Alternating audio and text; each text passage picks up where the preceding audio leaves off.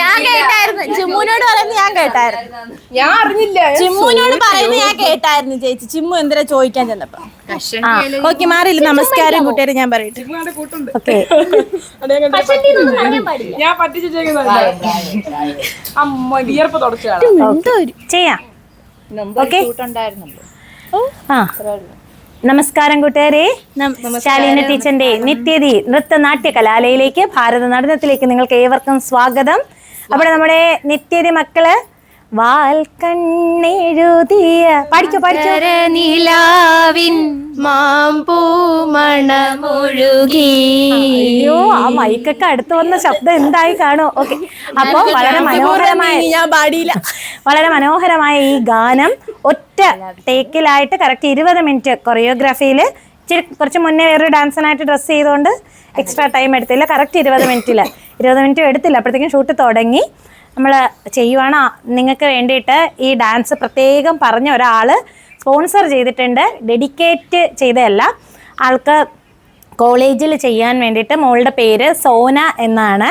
അപ്പം ഇപ്പോൾ ഒരു അടുത്ത മാസം കഴിയുമ്പോൾ ഒരു ഫംഗ്ഷൻ ഉണ്ട്. അതിനെ ബേസ് നൃത്തം ചെയ്യാനായിട്ട് ഈ ഡാൻസ് ചെയ്യണം. അപ്പോൾ ഇത് നോക്കി പഠിച്ച് ചെയ്യാനാണ്. അപ്പോൾ ഇച്ചിരി കുറച്ച് റേഞ്ച് ഇട്ട് മതി. ആൾ 5-6 വർഷം പഠിച്ചിട്ടുള്ളതെന്ന് പറഞ്ഞു. അപ്പോൾ ആ രീതിയിൽ അതെന്താ ആള് സ്വയം ചെയ്യാത്തതെന്ന് ഞാൻ ചോദിച്ചപ്പോൾ നല്ല ഇത് തന്നെ ചെയ്യണം, നിങ്ങളുടെ നൃത്തം വലിയ ഇഷ്ടമാണ് എന്ന് പറഞ്ഞു. അപ്പോൾ പിന്നെ നമുക്കൊരു സന്തോഷമല്ലേ.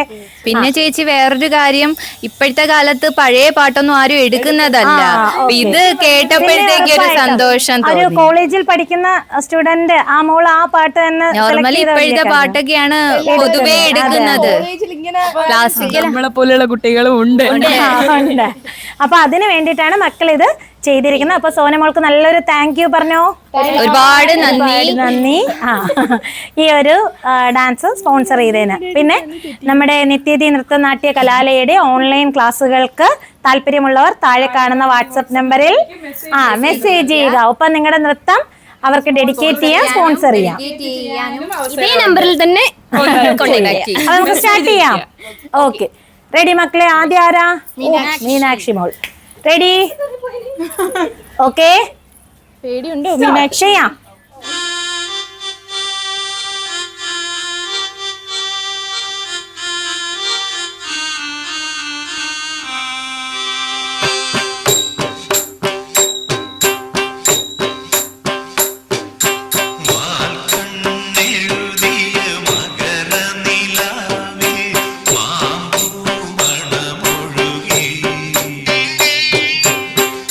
ആതിരവിരിയും തളിരൂ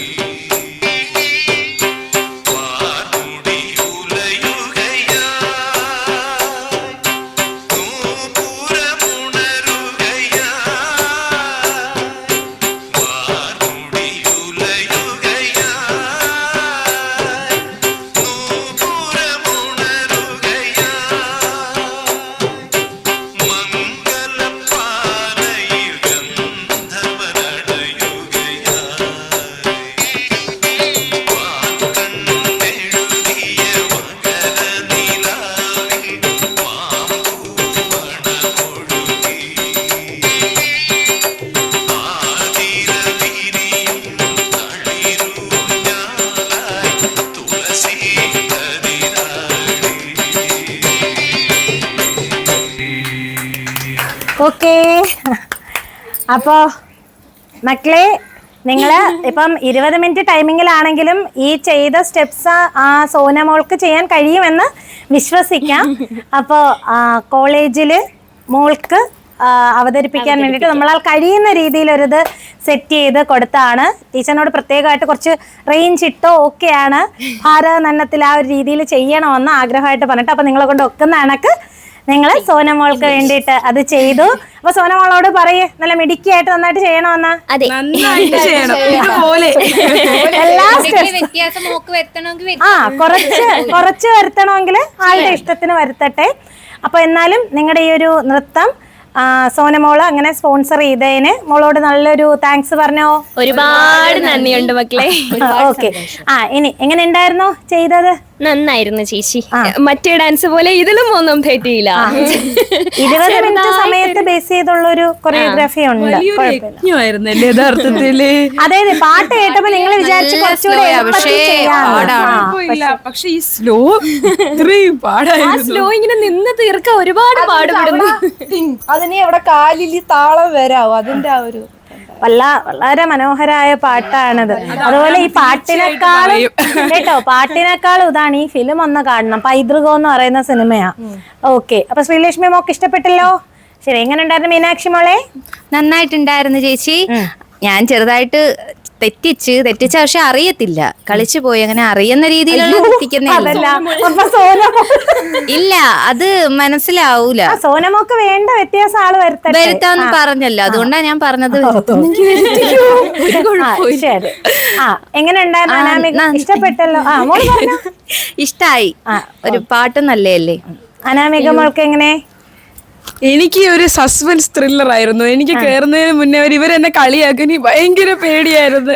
ഞാൻ നിന്ന് അയ്യോ രണ്ടാമത് ഞാൻ എന്തോ, കാരണം ആദ്യത്തെ ഓർഡറിൽ ശ്രീലക്ഷ്മി കഴിഞ്ഞ് ഞാൻ, അത് കഴിഞ്ഞിട്ട് വീണ്ടും അതായത് ഞാൻ ശ്രീലക്ഷ്മി, അത് കഴിഞ്ഞ് വീണ്ടും ഞാൻ.